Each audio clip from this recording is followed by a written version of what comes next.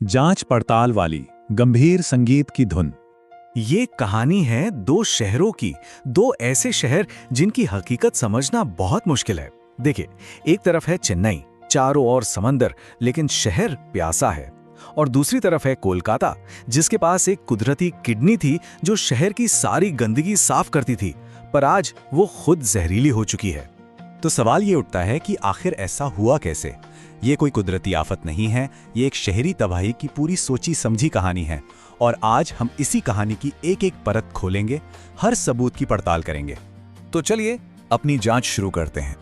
हमारी पहली case file हमें ले चलती है चेन्नई, एक ऐसा शहर जिसे बार बार पानी ही डुबो देता है। ये जो आंकड़े हैं ना, ये दिमाग को सुन्न कर देते हैं। ये हमारी जांच का सबसे बड़ा सबूत है। देखिए, 1970 के दशक में चेन्नई के पास 5000 हेक्टेयर की एक दलदली जमीन थी, एक नेचुरल स्पंज जो बारिश का सारा फालतू पानी सोख लेता था। और आज वो सिर्फ 600 हेक्टेयर बचा है।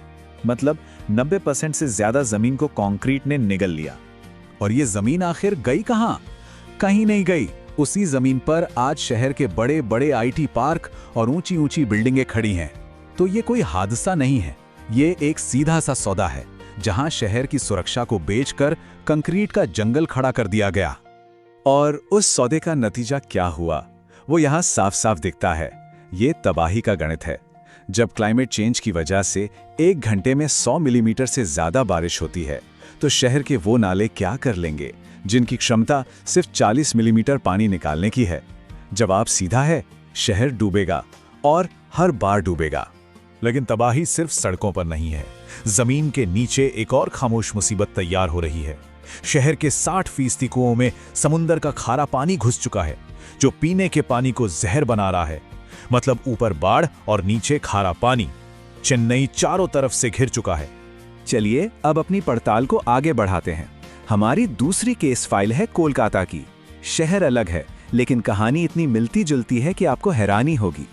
ये है ईस्ट कोलकाता वेटलैंड्स। ये सिर्फ जमीन का एक टुकड़ा नहीं, ये शहर की लाइफलाइन है, उसकी किडनी। ये कुदरत का एक ऐसा करिश्मा है जो शहर के सारे गंदे पानी को मुफ्त में साफ करता है, और इसीलिए इसे रामसर साइट का दर्जा मिला है। मतलब एक ऐसा खजाना जिसे हर कीमत पर बचाना है। लेकिन हुआ क्या? रिपोर्ट्स की माने तो बिल्डर माफिया ने शहर की इस किडनी पर ही कब्जा कर लिया है। ये कुदरती तौर पर नहीं हो रहा, ये एक संगठित हमला है, जहां पैसों के लिए शहर के इकोसिस्टम को बेचा जा रहा है। और इस हमले को और भी खतरनाक बनाता है ये आंकड़ा, 50 लाख टन। ये ढापा जैसे कूड़े के पहाड़ों पर पड़ा हुआ सालों पुराना जहरीला कचरा है, जो हर बारिश में घुलकर इस कीमती जमीन में जहर की तरह मिल जाता है। और प्रॉब्लम सिर्फ पानी तक नहीं है, अब तो कोलकाता की हवा भी दम घोटने लगी है। सर्दियों में शहर के ऊपर स्मॉग की एक मोटी चादर बन जाती है, जो कहीं जा नहीं पाती। नतीजा, कोलकाता की हवा की क्वालिटी अब दिल्ली को टक्कर दे रही है। तो दो शहर, दो अलग अलग तरह की आपदाएं, एक पानी में डूब रहा है तो दूसरा जहर में।